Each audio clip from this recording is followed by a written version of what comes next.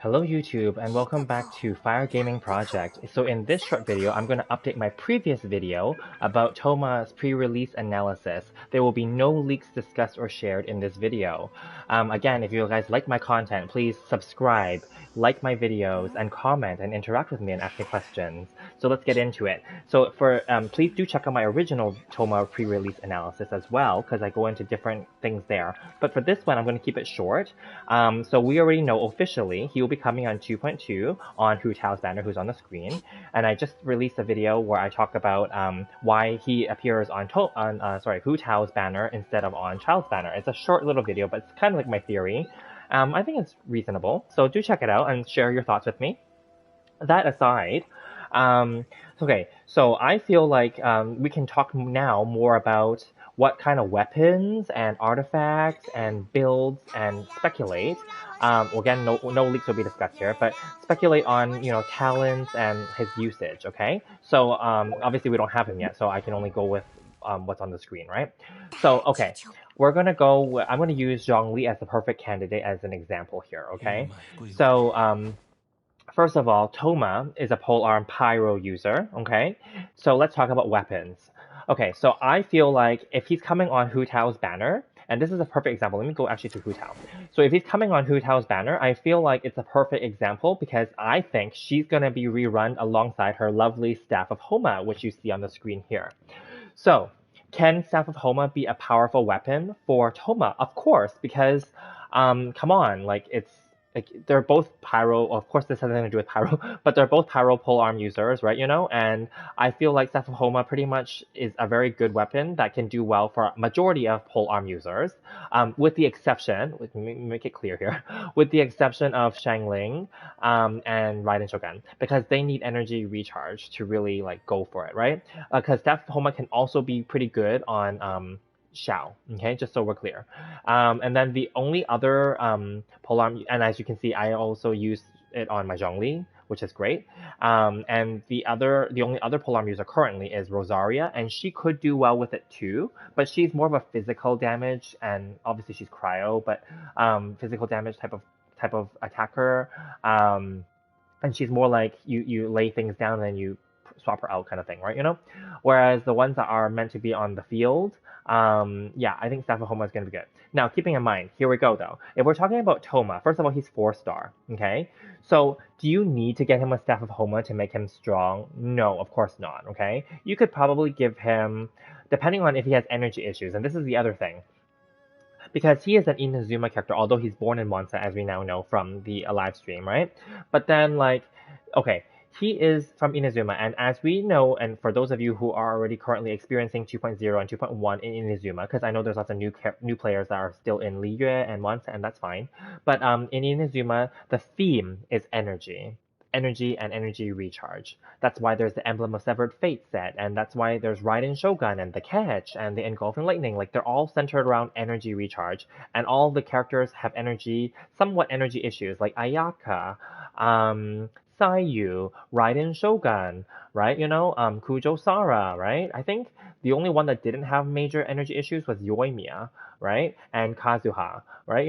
So, but Kazuha was released in Liyue though, not, he's from Inazuma, he was released at 1.6 Liyue and the Golden Apple Archipelago DLC, right? So there's anyway, so that's a side story. But okay, so long story short, I think that Thoma would do well, obviously, with Staff of Homa if you were to pull Staff of Homa for him. But I want to make it clear though, if you're pulling on the Hu Tao and Thoma banner and you end up getting Hu Tao, would you not give your Staff of Homa if you also pulled on that banner to give it to Hu Tao? Of course you would, right? So therefore, unless you're gonna be like me where you pulled for two of them and you were lucky and you got both of them, not bragging, but like, and you got that many copies, right? But then, like, would you need to give him a Staff of Homa? I don't think you do, to be very honest. Can he do well with it? Of course he can. Because here's the other thing. He is a defensive playstyle character. He's a protector. Okay, that's his storyline. That's his thing, right? And as we saw in the 2.2 live stream preview, the preview show, all of his attacks and his skills and his burst are centered around like shields and strengthening the shield, buffing the shield, right? Absorbing attacks. Also, of course, the shields, etc., give him an infusion of pyro, I believe, on some of his attacks as well, and they have a little bit of an AoE like situation where they kind of pulse some flames out as well, right?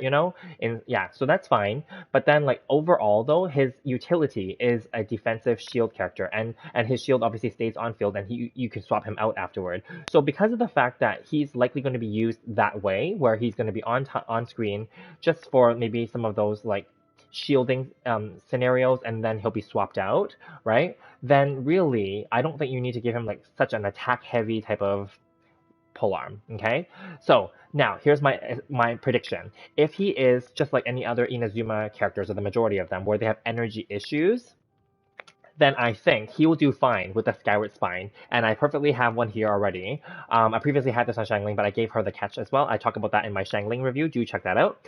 I also talk about comparing these 3 energy recharge polearms for Raiden Shogun and Shangling on another video as well. So do check that out too. And I also talk about should you refine your 5-star weapons.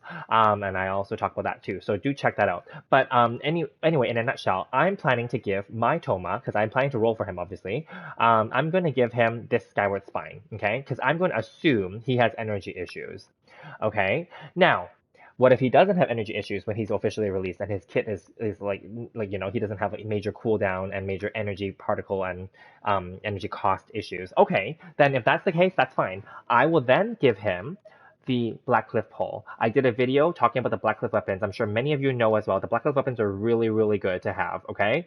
So I would definitely be happy to give him this, and that would be fine. And then although he may not need the crit damage, to be very honest with you, because he won't be on screen to be doing the damage, right?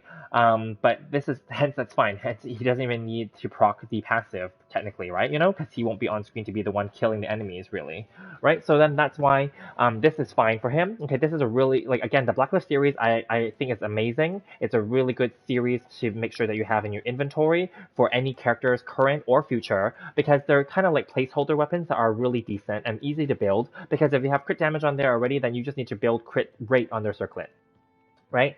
Okay, so enough about that. And then, like, because I already have my Skyward Spine, as we discussed, I kind of mentioned in my other videos, why I have it, and why I have 2, is because I think I lost 50-50 here and there, and I got them on the standard banner, etc., etc. So then, like, I'm sure some of you guys may have been like that too, in recent banners, but if not, and you don't have 5-star weapons, that's okay. You can give him the Crescent Pike. He could possibly be okay with physical damage, okay? It's fine. And then, or you can also give him the Favonius if he does have energy issues. We again don't know if that's true. He would do fine with the catch as well. It will buff his burst, but I would recommend you to give this to Shangling actually. I'm enjoying it on Shangling, so yeah, I would just say that. And then Dragon Spine Spear does not really concern him, and I don't think many people have this one at high refines, because unless you guys really cared for it back in the Dragon Spine DLC, I don't think at 1.2, I don't think any of you, like myself, I only got the one free one that you get during the story. I didn't bother refining further, and I didn't bother crafting more. Lithic Spear will not apply to him because he is not from Li Yue. I mean, he's a monster character, but he's currently in Inazuma, right? So it doesn't apply to him regardless.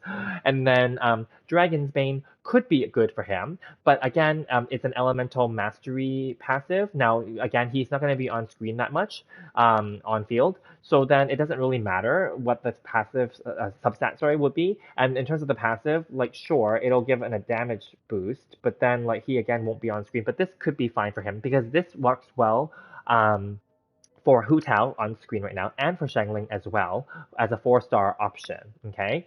So keep that in mind. And then, yeah, this is just an extra Dragon's Bane, and then I would say if you have a 3-star option, then maybe the White Tassel could be good. It just increases normal attack, but I wouldn't go as far as that, because you should be able to get some 4-star weapons. If anything, Favonius Lance is a good default, okay?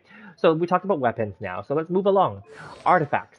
Okay, so similar to Hu Tao, who's on the screen, he will do fine with a 2-piece Crimson Witch set because it'll give the Witch bonus of Pyro damage 15%.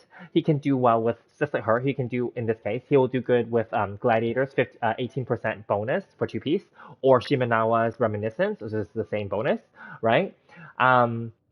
He will also do well if let's see. Okay, he will not need the 4-piece set for Crimson Witch because he will not be on field, at least the way I see him being played, he will not be on field to be doing much of the reactions, such as Overload, Burning, Vaporize, Melt, etc. You can still give him the 4-piece set, that's fine. If he's your boy and you got that and you got good substats on there and you're okay to give it to him, or maybe you have like, or you don't have any other sets to give him, that's fine. Give it to him, right? It's fine. Or, you know, Gladiator 4-set is okay. I mean, my Zhongli had a 4-set Gladiator until recently, so, right? What else? There are those 4-star artifacts, I forget their names, but there are ones that have defense bonuses, etc. I don't know if you need that, so I would skip those. There is that set, I don't think I have, oh, this one, the Bolide. This one increases the shield strength. So I can see this as a niche situation where if you only use him just for shielding, this could be okay. You can give him like a 2-piece Bolide to increase his shield strength by 35%. If you really wanted to just make him a complete shielder and complete defensive protective, you can give him a 4-piece set. Protected by the shield, you gain an additional 40% normal and charged attack, right? That's okay too, right? Let me see.